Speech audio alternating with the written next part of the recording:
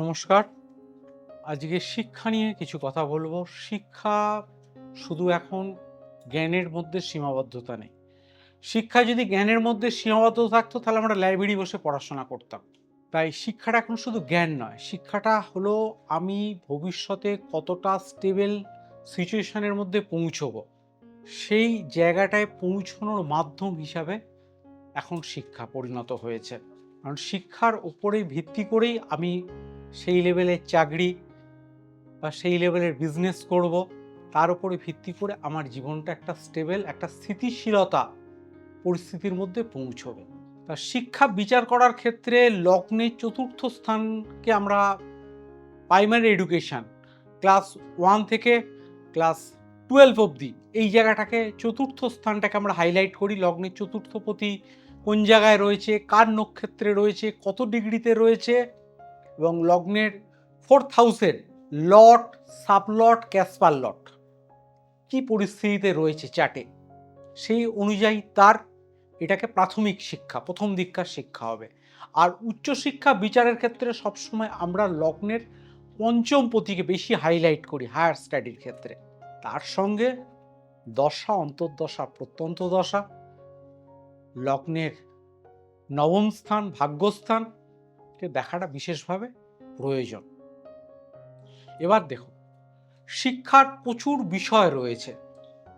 আমার সন্তানকে আমি কোন বিষয় সেটাকে কানেক্ট করব, এটাই হলো একটা সবচেয়ে বেশি আলোচ্য বিষয়। তা আমাদের সমাজে একটা প্রচলিত ধারণা আছে কি আমাদের ভালো লাগা থেকে আমরা সেই বিষয় নিয়ে পড়াশোনা করি। কিন্তু সত্যি ভালো লাগা থেকে যদি আমি সেই বিষয় নিয়ে পড়াশোনা করি, সত্যিই কি ভবিষ্যতে সেই বিষয়টা থেকে আমরা সাকসেসে পৌঁছই? সেই সাকসেসটা খুব হাতে গোনে কয়েকজনের। আমি নিজে রবীন্দ্রভারতী ইউনিভার্সিটিতে আমার 3rd MA, তৃতীয় MA-টা ওখান থেকে করেছি। প্রচুর ছেলে মেয়ে ভালো লাগা থেকে গান শিখতে, গান নিয়ে ভর্তি হতো, ড্রামাতে ভর্তি হতো, মিউজিকে ভর্তি হতো, ড্যান্সে ভর্তি হতো। কয়েকশো ছেলে পার ইয়ারে ভর্তি হচ্ছে এতগুলো ডিপার্টমেন্টে।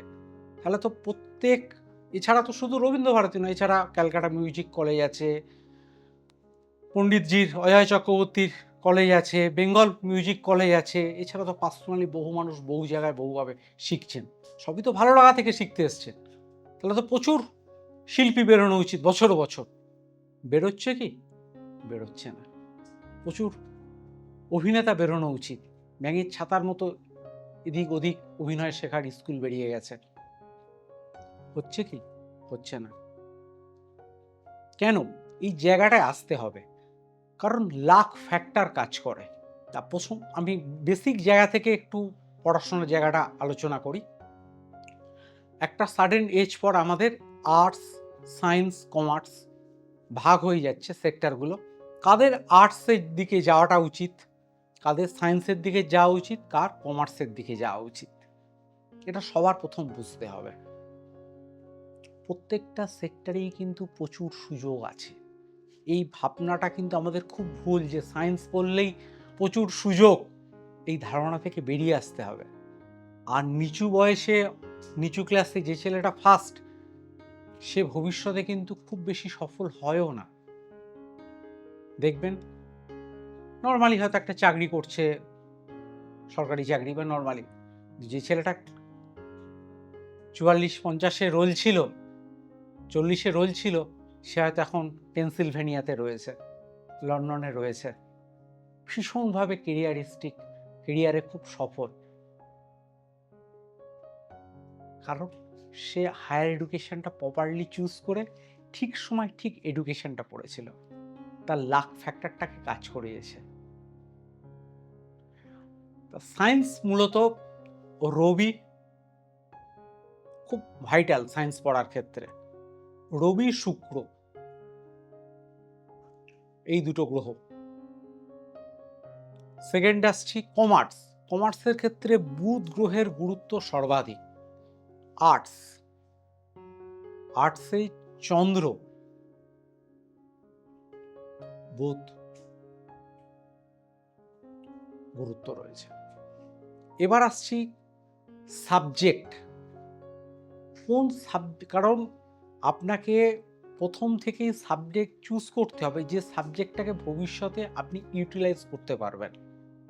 এবং সাবজেক্ট চুজ করার ক্ষেত্রেও কিন্তু first option, second option, third option রাখা উচিত। সেইভাবে কিন্তু প্রথম থেকে সেটিং হবে যে আমি এই সাবজেক্টটা আমার প্রথম চুজেবল, এইটা নিয়ে পড়াশোনা করলে আমি এই টাইপের পরীক্ষাগুলোয় বসতে পারবো এবং এইভাবে আমার জীবনটা আমি কেরিয়ার তৈরি করব। যদি এই জায়গাটা কোনো কারণে আমি ফেল হই, তাহলে সেকেন্ড অপশান এই সাবজেক্টটা থাকবে, আমি সেটাকে নিয়ে এগোবো এবং সেটাকে ব্যবহার করে সেই সাবজেক্টটা পড়াশোনা করে আমি এই ফিল্ডের মধ্যে আমার সাকসেসফুলি আমি ঢুকতে পারবো এবং আমার জীবনটাকে একটা স্টেবল জায়গায় নিয়ে যেতে পারবো। কারণ বড় জ্যোতিষীদের একটা দায়িত্ব বোধ থাকে, কারণ বিভিন্ন কোন সাবজেক্ট নিয়ে পড়বেন, কোন সাবজেক্টের আজ থেকে 5 ইয়ার্স, 10 ইয়ার্স বা 12 ইয়ার্স পর বাজার ভ্যালু কি থাকবে। আপনি একজন বড় জ্যোতিষীর কাছে গেলে তার, কারণ সে অনেক দূরের কথা, অনেক, তার ভিশন অনেক লম্বা থাকে। আজ থেকে 12 ইয়ার্স, 10 ইয়ার্স, 15 ইয়ার্সের পর কোন সাবজেক্টের মার্কেট ভ্যালু কী থাকবে। আপনি যেই সাবজেক্টটা নিয়ে পড়াশোনা করছেন সেই সাবজেক্টটা আজ থেকে 5 বছর পর কি জায়গায় পৌঁছবে। এবং দেখবেন অনেকগুলো কোর্স আসে বা বেশ কিছু সাবজেক্ট মাঝে মাঝে আমাদের বাজারে মার্কেটে ওঠে, কিন্তু সাডেন টাইম পর সেই কোর্সগুলোর কিন্তু গুরুত্ব কমতে থাকে, সেই সাবজেক্টেরও গুরুত্ব কমতে থাকে। আমরা যখন কলেজ জীবনে প্রথম প্রবেশ করি মাইক্রোবায়োলজির ভীষণ ডিম্যান্ড ছিল, মানুষ বহু টাকা ইনভেস্ট করে বহু মাইক্রোবায়োলজি নিয়ে পড়তে ঢুকতো, কিন্তু বর্তমান বাজারে সেই মাইক্রোবায়োলজির কিন্তু জায়গাটা আর নেই। এটা উদাহরণ হিসাবে বলছি, এরকম অনেক সাবজেক্টের আমি নাম করতে পারি। অনুষ্ঠানটা দীর্ঘমেয়াদী তো করতে সম্ভব নয়, ছোটোর ওপরে যতটা সম্ভব আমি মেসেজ দেবো আপনাদের। তেমনি অনেক সাবজেক্ট এবং অনেক কোর্সও আছে জীবনে, যে ভবিষ্যতে সেই কোর্সের কোনো দিশা থাকে না। একটা বড় জ্যোতিষী, দায়িত্ববান জ্যোতিষীর কাজ একটা মানুষকে স্টেবল জায়গায় পৌঁছে দেওয়া। কারণ আপনার স্টেবিলিটিটার জন্যই আপনি আমার কাছে কেরিয়ার কাউন্সেলিং করতে এসছেন। ধরুন একটা লয়ার হবে, লয়ার হতে গেলে ফার্স্ট অফ অল তার চার্টে কোন গ্রহের গুরুত্বটা সর্বাধিক, স্যাটার্ন, শনি। শনি চার্টে বেটার পজিশন। তারপরে লয়ার হওয়ার পর অনেকগুলো সেক্টর ভেঙে যাচ্ছে, সে ক্রিমিনাল লয়ার হবে, না ট্যাক্সেশন লয়ার হবে, না সিভিল লয়ার হবে। এখানে আবার গ্রহগুলোর কিন্তু ভেরিয়েশন আলাদা এসে যাচ্ছে। আমি এরকম বহু মানুষকে চেম্বারে এসছে, দীর্ঘদিন ক্রিমিনাল লয়ার করতো, আপনার চার্ট কিন্তু ক্রিমিনাল লয়ার হিসাবে সাপোর্ট করছে না, আপনি ট্যাক্সের কাজ করুন, দেখবেন আপনি ক্লিক করে যাবেন। হয়েছে তাই প্রপার মানুষের কাছে যেতে হবে। আপনি ডাক্তারি পড়বেন, আপনার চার্টে তো রবির পজিশন বেটার থাকতেই হবে, তার সঙ্গে কিন্তু কেতুরও কানেকশন থাকতে হবে, তবে কিন্তু আপনি সার্জেন হিসাবে স্ট্রং জায়গায় পৌঁছতে পারবেন। আপনার চার্টে কেতু ভীষণ নেগেটিভ আছে, অথচ আপনি সার্জেন নিয়ে পড়াশোনা করলেন, আপনি কিন্তু কখনো সার্জেন হিসাবে সফল হতে পারবেন না। আপনি চাইল্ড স্পেশালিস্ট হলেন, আপনার চার্টে কিন্তু বুধের কম্বিনেশনটা বেটার নেই রবির সাথে, আপনি কিন্তু সাকসেসফুল হতে পারলেন না। গ্রহ কথা বলে, গ্রহ মানুষকে চালায়, প্রত্যেকটা জিনিসের মধ্যে গ্রহের একটা এনার্জি বিল্ড আপ করা থাকে, এটা অস্বীকার কোনো জায়গা নেই। আজকে আপনার থেকে আমার মোবাইল তো তার দেওয়া জোড়া নেই, কিন্তু কথাটা আসছে কি করে, কোন এনার্জি পার্টিকেলটাকে ধরে আসছে, যেটাকে ঈশ্বরীয় কণা বলা হয় বাংলায়। এই যে একদম ছোট্ট পার্টিকেলগুলো, নিউক্লিয়ার পার্টিকেল, এই নিউক্লিয় পার্টিকেল এনার্জিটা ধরেই কিন্তু গ্রহের এনার্জিটা আমাদের কাছে আসে।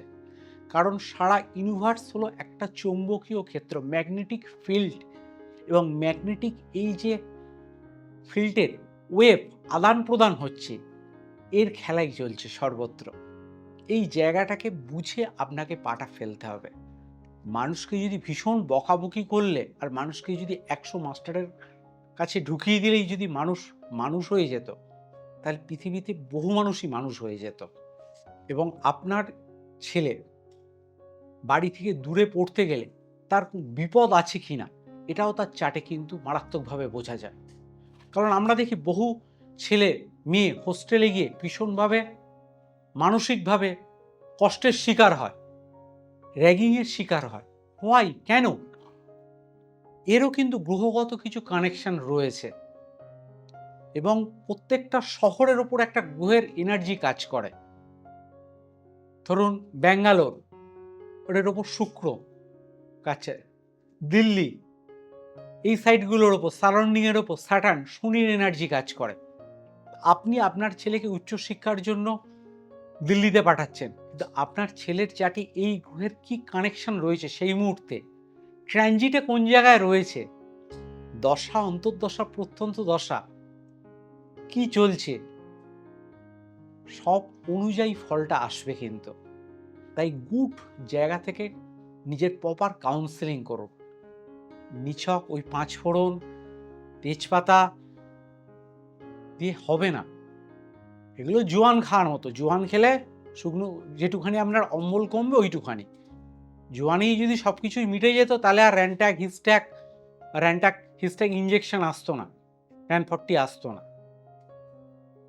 সস্তায় বাজিমাত করার মানসিকতা থেকে আমাদের বেরিয়ে আসতে হবে, অনেক ডিপে ঢুকতে হবে, তবেই আমরা সাকসেস বা ফলটা পাবো।